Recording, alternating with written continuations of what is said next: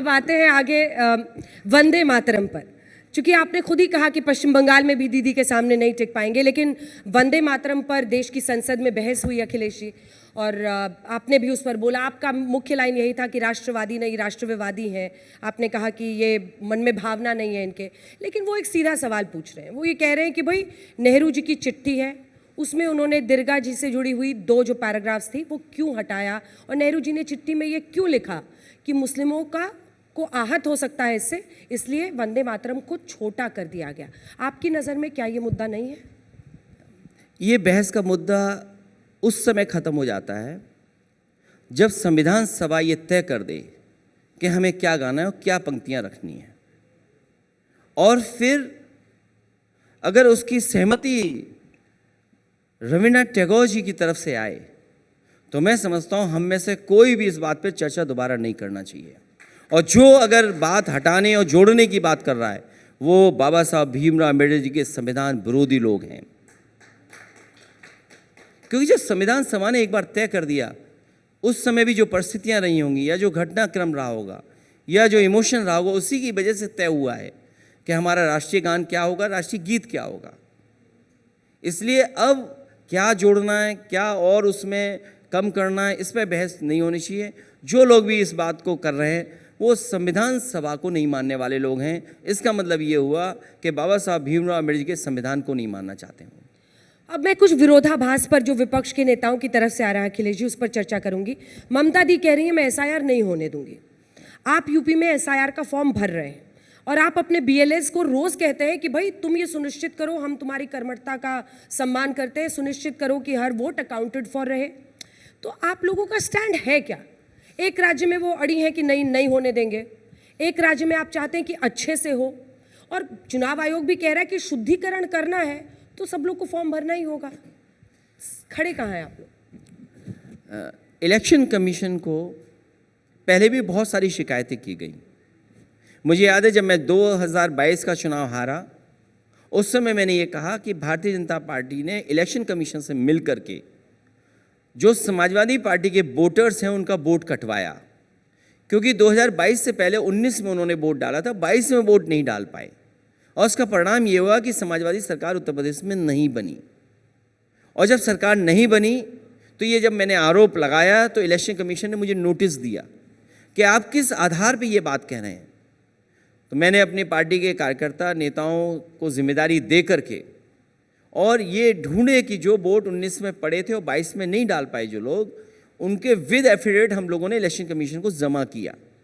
उसमें हजारों ऐसे लोग थे। 18,000 आपने भेजा था? हाँ, हजारों थे, 18,000 तो पूरी लिस्ट दी। एफिडेविट के लोग कम दिए मैंने, हाँ। लेकिन एफिडेविट के साथ दिया मैंने, उस पर किसी पे भी कार्रवाई नहीं की।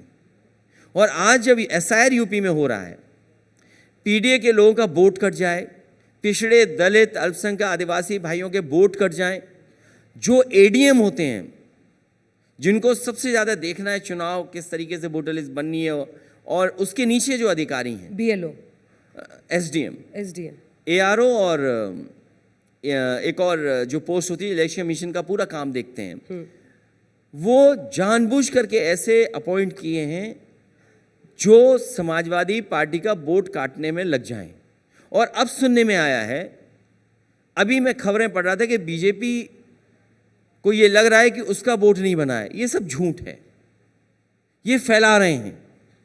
ये अधिकारियों से मिलकर के देखिएगा, कंप्यूटर पे अपडेट करा देंगे। जिस समय फॉर्म नहीं बटा था उस समय इलेक्शन कमीशन ये कह रहा था कि 99.45% हमने फॉर्म बंटवा दिए हैं, और अभी उतने परसेंट कलेक्ट नहीं हुए फॉर्म, अभी फॉर्म्स कलेक्ट नहीं हुए, पूरे अपडेट नहीं हुए हैं। और आप देखिएगा जब रिजल्ट आएगा तो कहेंगे कि हमने फॉर्म सब जमा करा लिए हैं और इतने वोट कट गए। ये साजिश अधिकारी मिलकर के इलेक्शन कमीशन से कर रहे हैं। तो ये साजिश रचने में इनको लेट हो गई 1 साल की, क्योंकि ये 24 में भी कर सकते थे। 24 में आपने इतनी अच्छी परफॉर्मेंस की, अगर सरकार मेजॉरिटी की नहीं बन पाई तो यूपी आपकी ताकत उसके लिए भारी पड़ी। तो ये साजिश 1 साल पहले उनको नहीं सूझी। मैं ये कहता हूँ 19 से पहले क्यों नहीं किया, 22 से पहले क्यों नहीं किया सर? और एनुअल रिवीजन तो हमेशा ही होता था, एनुअल रिवीजन हमेशा होता है वोटर लिस्ट का। हर साल एक टाइम टेबल होता है कि कब आप वोट बना सकते हैं, काट सकते हैं, वो हमेशा चलता रहता है रिवीजन।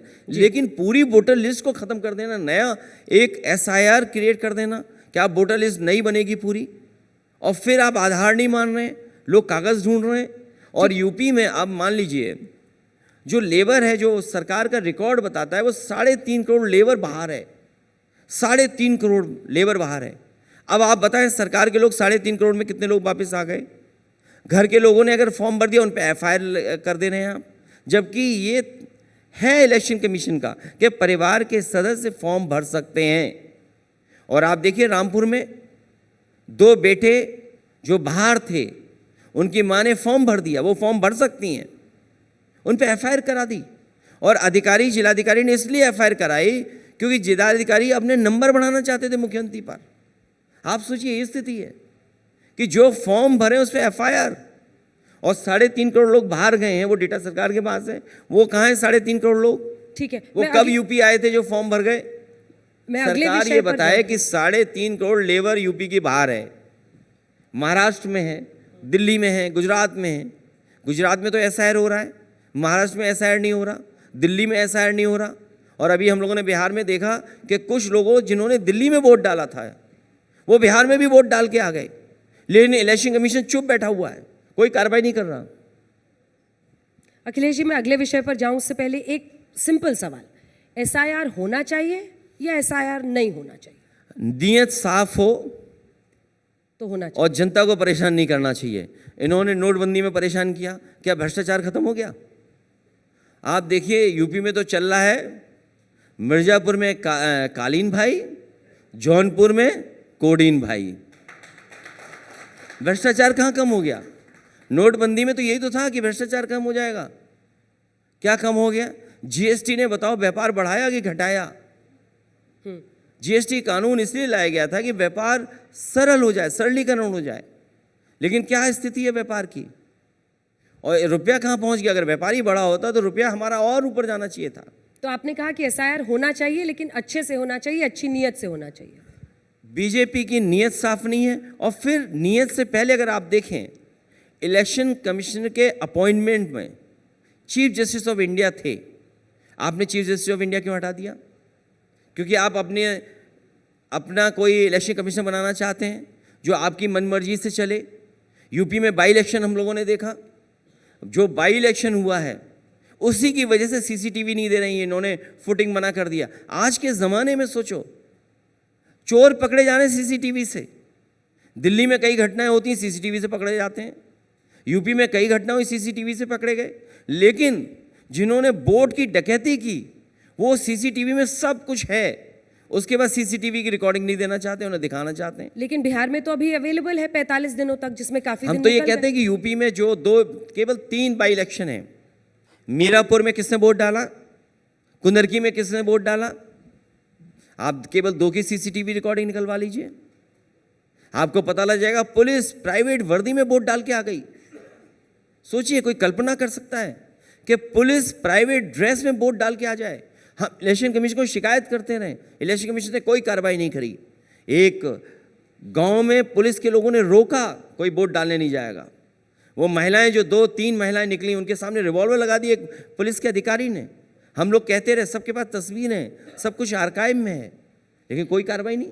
2027 का चुनाव क्या आप कांग्रेस पार्टी के साथ लड़ेंगे?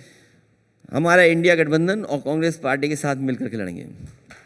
कांग्रेस पार्टी के साथ? कांग्रेस पार्टी के साथ।